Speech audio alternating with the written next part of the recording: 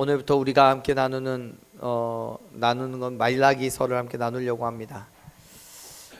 말라기서는요, 이미 여러분이 알고 계시듯이 구약의 가장 마지막에 자리를 잡고 있는 책입니다. 그래서 말라기서를 마무리하면 구약 끝났구나 생각을 하죠. 하지만 이 말라기서는 구약을 마무리함과 동시에 신약을 다시 시작하는 그 다리 역할을 하고 있는 예언서입니다. 이 책은요, 앞에서 나눴던 학개나 스가랴서에서 성벽과 성전이 재건된 이후에 이스라엘이 외형적으로는 나라로서의 어느 정도 모양을 갖추었을 때를 배경으로 합니다. 시기적으로는 바벨론에서 포로로 귀환한 이후에 약 100년쯤이 지난 시점인 BC 450년에서 430년쯤 기록된 책입니다. 이때는 하나님 앞에 범죄하여서 징계를 받아 뿔뿔이 흩어졌던 이후에 회개함을 통해서 하나님의 백성으로 다시 회복이 되었던 때예요. 따라서 이제는 구약시대 내내 예언되었던 메시아, 즉 예수 그리스도의 임재를 기다리면서 신약시대를 맞이할 준비를 해야 되는 매우 중요한 시기입니다. 그래서 이 말라기서가 우리 성경 안에서 신약과 구약을 연결하는 다리 역할을 한다라고 말하는 거예요. 그런데 당시의 이스라엘은 여러 선지자들을 통해서 하나님의 말씀을 듣고 큰 기대함을 가지고 성전을 재건하기만 하면 다윗의 왕조의 영광이 다시 회복되고 온 열방이 굴복하게 될 거라고 기대를 했었습니다. 그러나 그 후로 약 100여 년이 지나가고 있는데도 기대했던 것처럼 메시아는 오지 않으셨어요. 여전히 이방 민족의 괴롭힘이 있어요. 삶과 환경에 어려움이 있어요. 그러한 상황들이 계속되니까 이스라엘 백성들은 기다림에 지쳐서 하나님의 말씀과 약속에 대해서 회의를 느끼게 됩니다. 그리고 깊은 영적인 침체기에 빠지게 돼요. 결국 인간적인 생각과 탐욕적인 삶에 빠지게 되었고 자기의 욕심과 만족을 추구하게 되었어요. 하나님이 우리를 사랑하셔서 우리를 당신의 백성으로 삼으셨다면 왜 우리에게 이러한 일들이 일어나는가? 왜 우리는 여전히 힘들고 괴로운 것인가? 약속하신 그 메시아는 왜 아직까지 오지 않는 걸까라는 질문에 냉소주의가 팽배해져 갔습니다. 그때 하나님께서는 말라기라는 한 선지자를 선택하셔서 그에게 이스라엘이 범하고 있는 그 죄악된 모습을 지적하시고 하나님의 심판을 경고하게 하셨죠. 그래서 이스라엘 백성들에게 회개하라고, 하나님의 나라에 들어갈 자들은 하나님을 경외하고 그의 말씀에 따라 살아가는 사람들이라고 선포하게 하신 거예요. 그 이야기가 말라기서에 있는 말씀입니다. 그래서 말라기서에서는 1장에서부터 마지막 장에 이르기까지 하나님과 이스라엘 사람들 사이에 질문과 답변으로 엮어져 있는데 그 이야기가 무려 6가지가 있습니다. 첫째는 하나님의 사랑에 대해서 질문과 대답을 하고, 두 번째는 하나님을 경외하는 예배에 대해서, 그 다음은 언약에 대한 신실함과 결혼에 대한 문제를 얘기합니다. 그리고 네 번째로 하나님의 공의에 대한 문제, 다섯 번째 11조와 하나님께로 돌아오는 문제, 마지막으로 하나님을 섬길 때의 유익에 대한 논쟁으로 구성되어 있습니다. 그런 논쟁들 가운데 오늘 우리가 함께 읽은 1절부터 5절에서는 우리를 향한 하나님의 사랑에 대한 논쟁이 있습니다. 자, 말라기의 처음은 이 책의 저자와 책에 쓰인 배경에 대해서 먼저 언급을 합니다.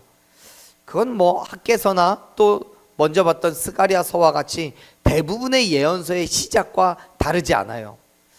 자, 먼저 1절 말씀을 같이 한번 읽어봅시다. 1절 읽을게요. 여호와께서 말라기를 통하여 경고라. 아멘. 하나님께서는 말라기라는 이름을 가진 선지자에게 말씀하셔서 이스라엘에게 경고하게 하셨어요. 앞에서 잠깐 발라기서의 배경에 대해서 말씀을 드렸지만 잠깐 이 부분에서 다시 한번 좀 정리를 하겠습니다. 하나님께서는 당시 이스라엘 사회의 종교적인 부패와 사회적인 타락을 보시면서 가슴 아파했던 한 사람, 말라기라는 사람을 선택하셔서 그의 말씀을 전하게 하셨어요. 그리고 그 말씀은 경고라고 정의합니다.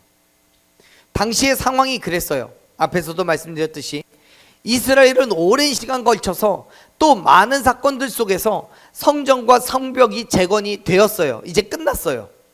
그리고 그 사실은 이제 이스라엘이라는 완전한 한 나라가 세워졌고, 그래서 더 이상 누구도 이스라엘을 넘볼 수 없다, 하나님의 나라가 굳건하게 세워졌다라고 생각했어요. 이제 말 그대로 하나님이 통치하시는 나라, 그래서 다윗의 때와 같이 또 솔로몬의 때와 같이 부와 명예와 권력을 쥐어잡고, 적어도 이스라엘 백성들, 이스라엘 성 안에 있는 모든 사람들은 평안과 안식을 누릴 수 있을 거라고 생각했습니다. 하지만 현실이 그렇지 않았어요. 여전히 이방 민족들의 괴롭힘이 있었고요, 살아가는 삶도 녹록하지 않았어요. 게다가 그들의 조상이 그랬던 것처럼 형식적이고 부정한 제사와 이방 민족들과의 통혼, 또 여러 가지 율법의 위반 등 영적인 타락이 심각했습니다.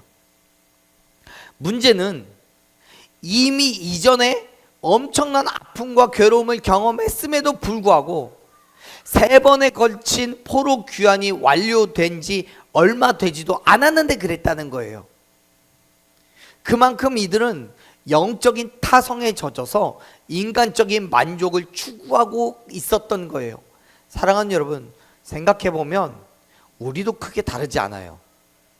우리가 처음 예수님을 믿을 때는 어땠습니까?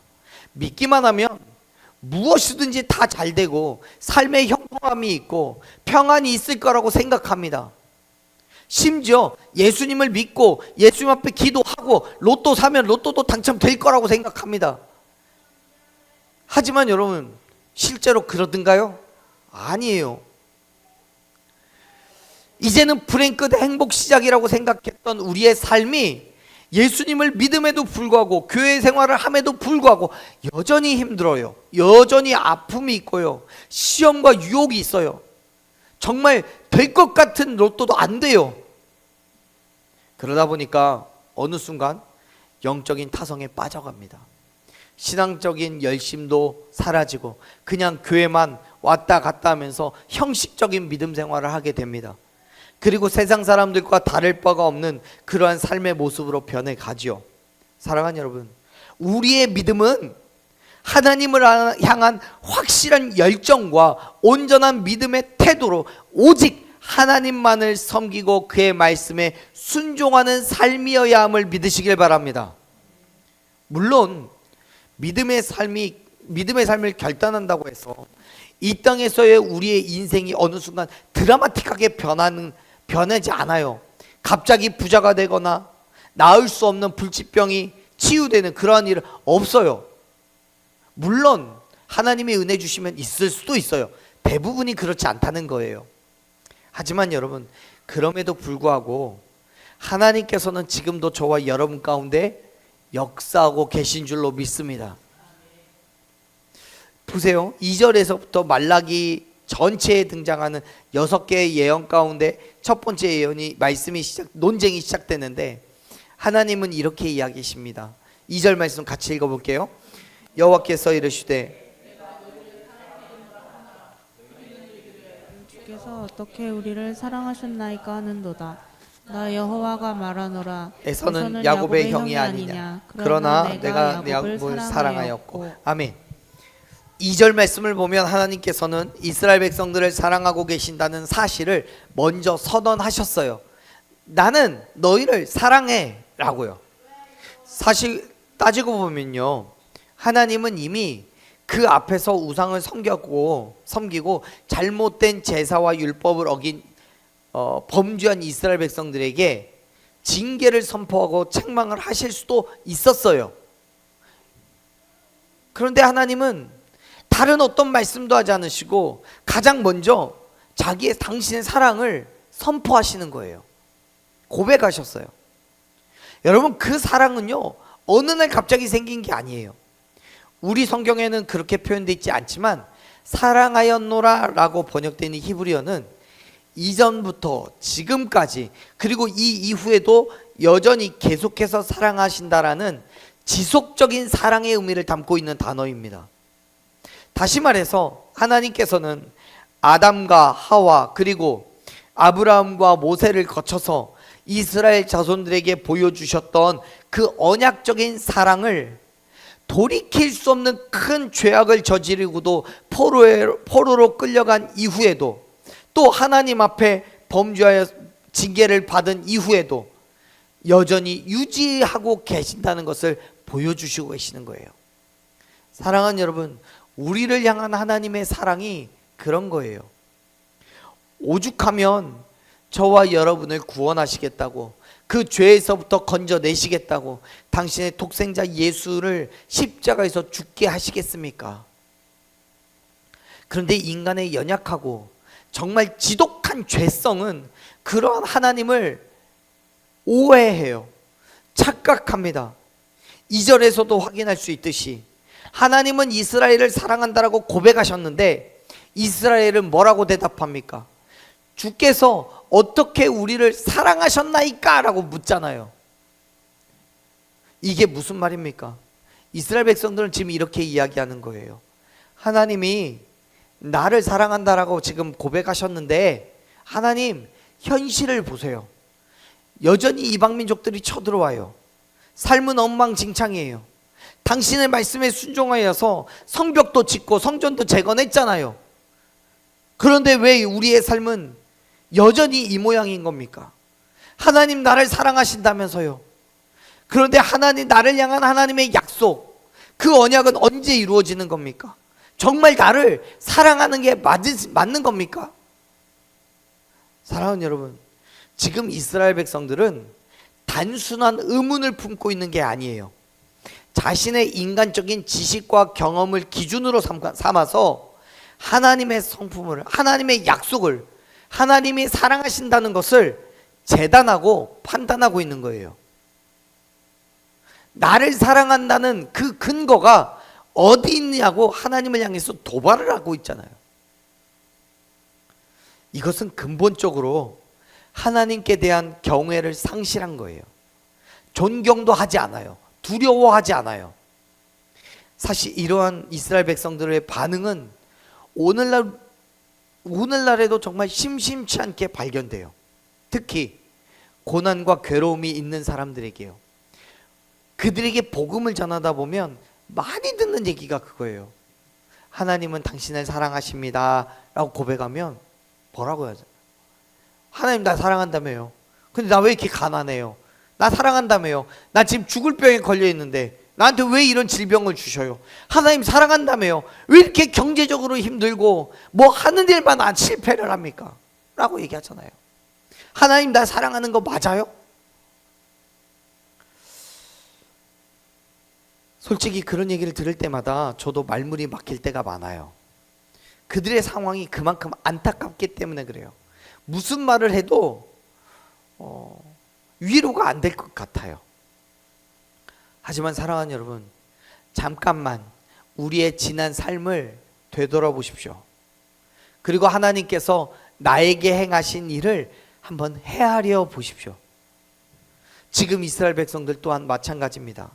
그들이 정말 이성의 끈을 잡고 과거의 일을 돌아보았다면 지금 그들이 그렇게 말을 하지는 못했을 거예요. 그래서 하나님께서 그들에게 가르쳐 주셔요. 2절 후반부부터 3절까지의 말씀에서 그렇게 이야기하는데요. 한번 보죠.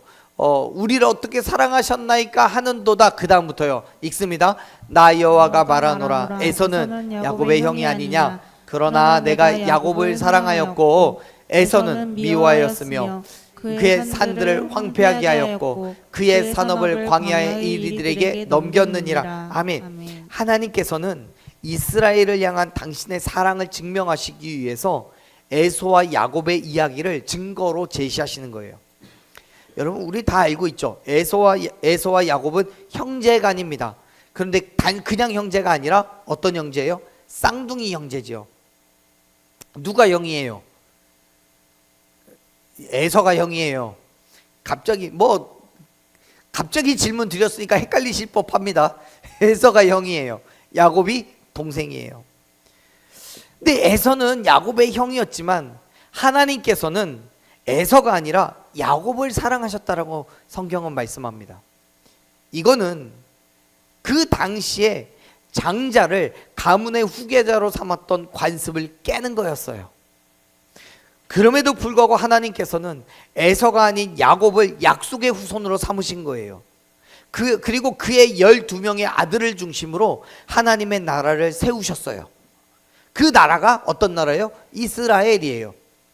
하나님께서는 그 사실을 이야기하시기 위해서 형 에서가 아니라 동생 야곱을 사랑하셨다라고 말씀하시는 거예요.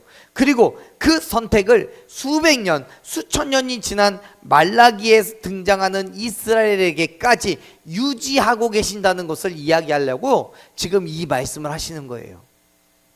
뿐만 아니라 오늘날 저와 여러분에게까지도 하나님은 동일한 사랑을 가지고 계심을 여러분 믿으시길 바랍니다. 사랑하는 여러분, 하나님의 사랑은 야곱의 자격이나 도덕적인 우월함에 있지 않아요. 오히려 야곱은 이름 그대로 속이는 자였지만 하나님께서는 이미 그를 선택하셨습니다. 그렇습니다. 여러분, 우리는 하나님께 무엇이든 근거를 요청하고 확인하려고 해요. 뿐만 아니라 우리도 하나님께 그러한 자세로 나아갑니다. 내가 이만큼 헌신했으니까 나는 사랑만 받을 만한 거 아니야? 라는 교만이 있거나, 또는 내 삶이 비참하니까 나는 사랑받지 못하는 존재야 라고 불신하는 거예요.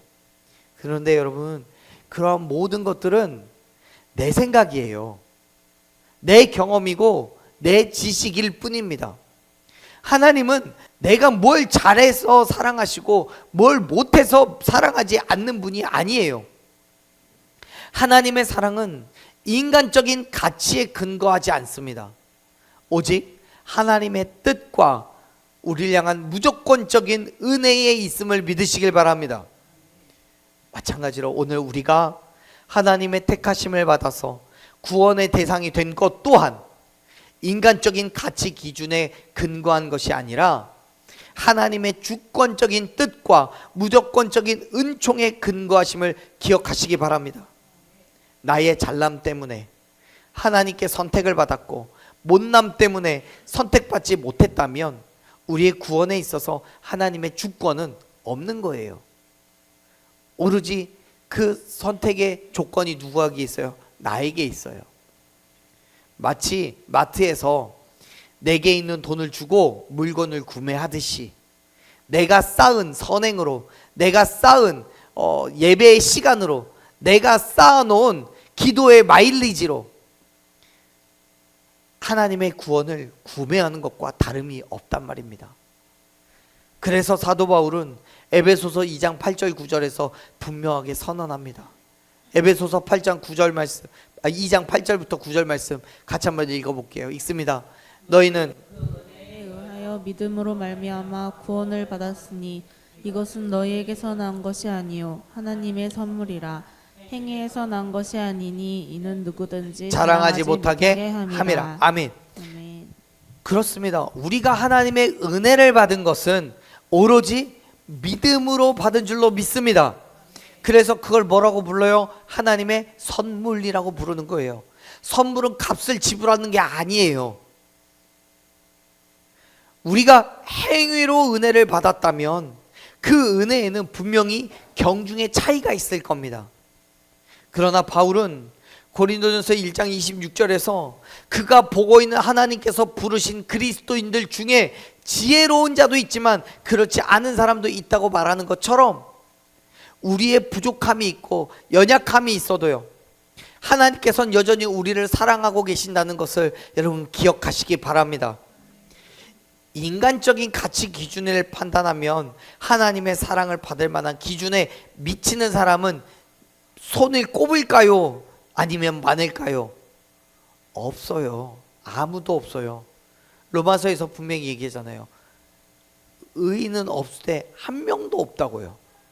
하나님의 기준에 맞는 사람은 단 한 명도 없어요. 다 죄인이에요.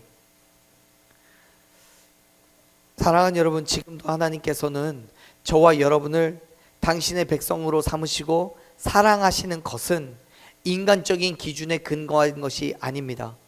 그렇기 때문에 그렇게 연약하고 가치가 없고 형편없는 나를 여전히 사랑하시는 하나님 앞에 믿음으로 감사하며 나아가는 저와 여러분이 되기를 간절히 축원합니다.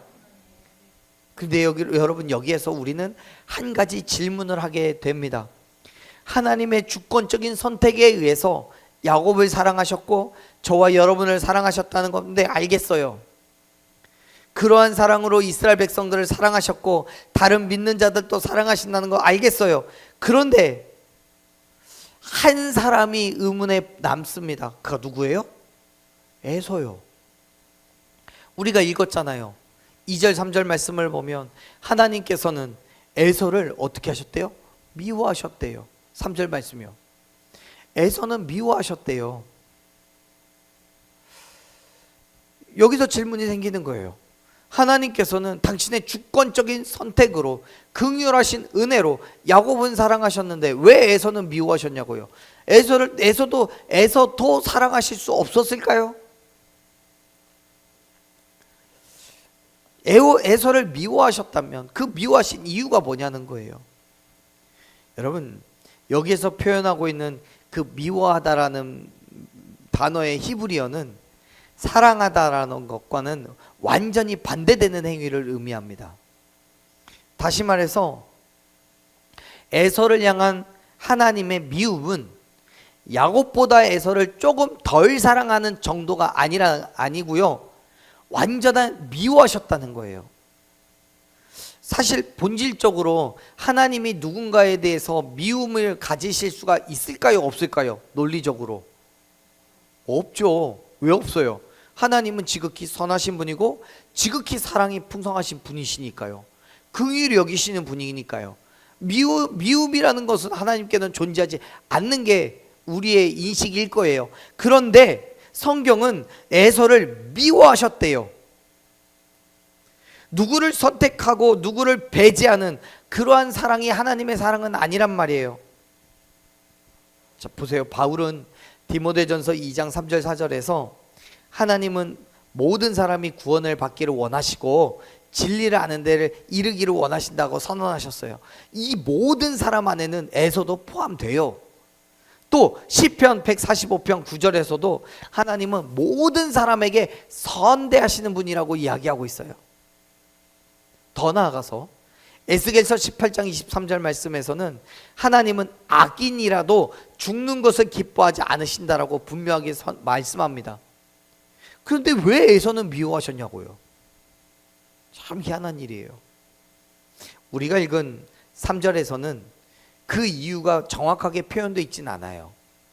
그런데 성경 전체를 살펴볼 때 우리가 하나님의 마음을 조금은 이해해 볼 수 있는 장면이 있어요. 잠언 6장 16절부터 19절 말씀을 보면 잠언의 저자는 하나님께서 미워하시는 것이 있다라고 말해요. 6, 7가지가 있대요. 67가지가 있대요. 그게 뭐냐면 교만한 눈, 거짓된 혀, 무죄한 자의 피를 흘리는 손, 또 악한 계기를 꾀하는 마음, 빨리 악으로 달려가는 발, 거짓을 말하는 망령된 증인, 또 형제 사이를 이간하는 자. 하나님이 미워하셔요.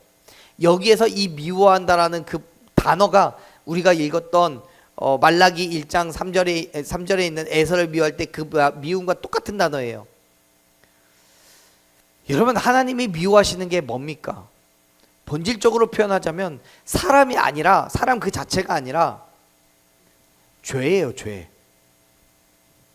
악한 거예요. 여러분, 하나님은 절대적으로 의롭고 거룩하신 신적인 속성을 가지고 계신 분이십니다.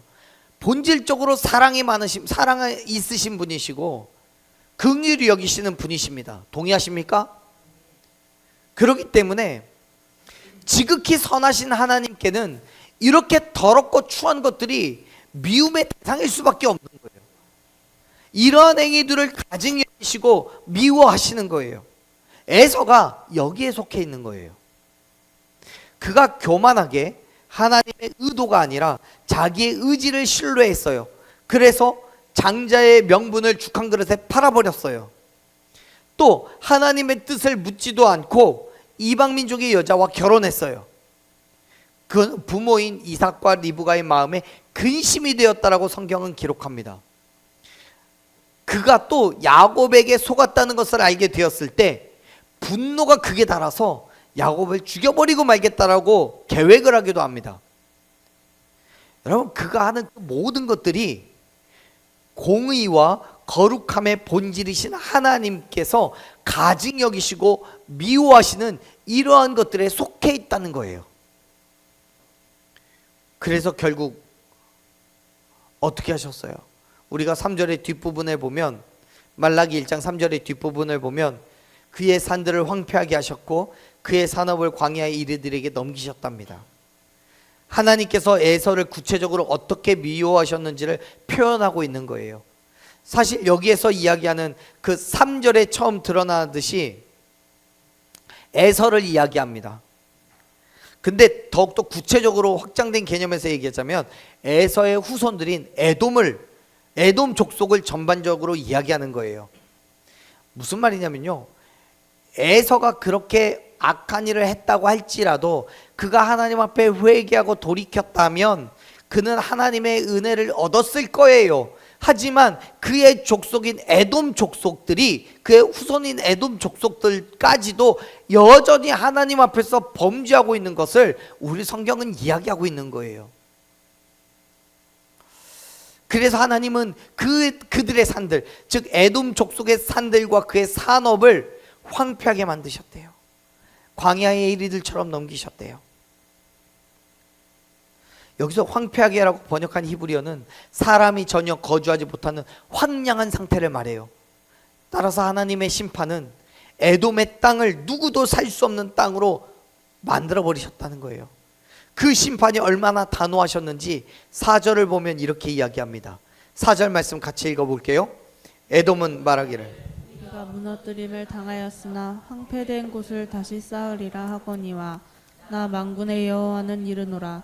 그들은 쌓을지라도 나는 헐리라. 사람들이 그들을 일컬어 악한 지역이라 할 것이요 여호와의 영원한 진노를 받은 백성이라 할 것이며. 아멘. 아멘. 여러분, 에돔은 성경에서 끊임없이 하나님을 대적하고 이스라엘 백성들을 괴롭히는 자기의 힘을 신뢰하는 그러한 족속으로 묘사됩니다. 지금도 그래요. 하나님께서 무너뜨리신 것을 자기 스스로 재건하고 자기의 지혜와 힘을 의지하고 있잖아요. 그러나 하나님께서는 그 모든 것들을 헛되게 하실 거라고 선언합니다. 사랑하는 여러분, 성경은 시편 127편 1절에서 시편의 저자가 이야기합니다. 하나님이 집을 세우지 않으면 세우는 자의 수고가 헛되고 하나님이 성을 지키지 않으면 파수꾼에 깨어 있음이 헛되다고 얘기해요.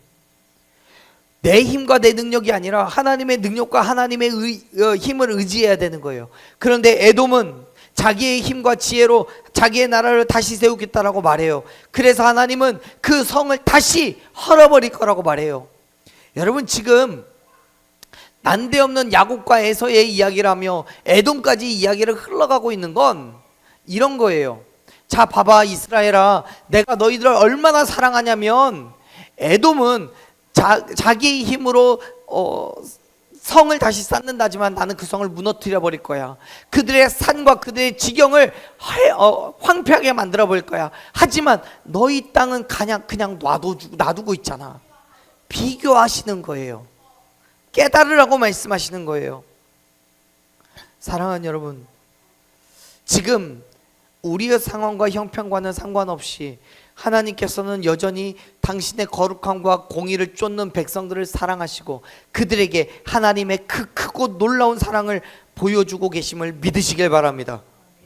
지금 내 상황과 형편을 보지 마세요.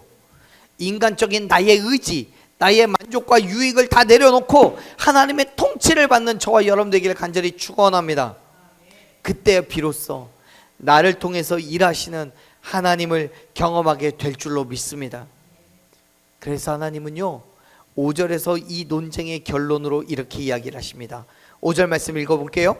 너희는 눈으로 보고 이르기를 여호와께서는 이스라엘 지역 밖에서도 크시다 하리라. 아멘.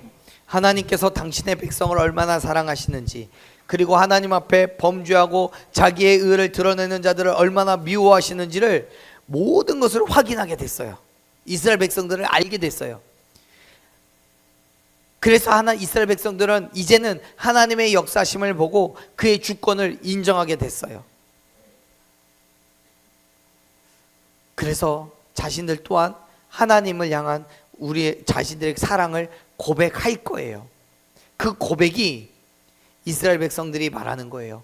여호와께서는 이스라엘 밖에서도 크시다고요. 이 말씀에서 우리가 주의해야 되는 부분은 밖에서라고 번역되어 있는 부분이에요. 이 단어가 히브리어로는 무엇 위에서부터라는 의미가 있어요. 그건 어떤 영역 위에서라는 의미와 또 어떤 영역을 초월해서라는 의미를 동시에 가지고 있는 거예요. 다시 말해서 지금 이스라엘 백성들은 하나님의 역사하심이, 그의 권능과 영광이 이스라엘 안에서뿐만 아니라 이스라엘을 넘어서서 이방 땅에서도 분명하게 드러나게 될 거라는 걸 말하는 거예요. 이거는 장차 오실 메시아, 즉 예수 그리스도를 통하여서 성취될, 이스라엘뿐만 아니라 온 땅을 통치할 예수 그리스도를 얘기하고 있는 겁니다. 그렇습니다. 사랑하는 여러분, 우리가 십자가 밑에 내 지식과 자아를 내려놓아야 되는 결정적인 이유는 우리의 좁은 생각으로는 결코 이해할 수 없는 일들이 십자가 위에서 완성되었기 때문임을 믿으시길 바랍니다. 그리스도인은 내 생각과 지식 속에서 하나님을 원망하는 자가 아니라 나의 부족함과 연약함 가운데서도 크고 놀라운 사랑으로 붙잡아 주고 계심을 인정하고 그 은혜에 굴복하는 자들임을 믿으시길 바랍니다. 그렇기 때문에 사랑하는 여러분, 이제 나를 내려놓고 하나님의 역사하심을 인정하며 나아가기를 소망합니다. 야곱을 택하신 그 주권적인 사랑이 오늘 저와 여러분을 붙잡고 있음을 믿으시기를 바랍니다. 그리고 그 믿음으로 오직 하나님만을 의지하시기를 바랍니다. 그때야 비로소 우리의 눈으로 우리의 지역 밖에서도 크신 하나님의 영광을 보게 될 것입니다. 하나님의 그 신실하신 약속만이 저와 여러분의 유일한 위로와 기쁨이 되기를 간절히 축원합니다. 아멘.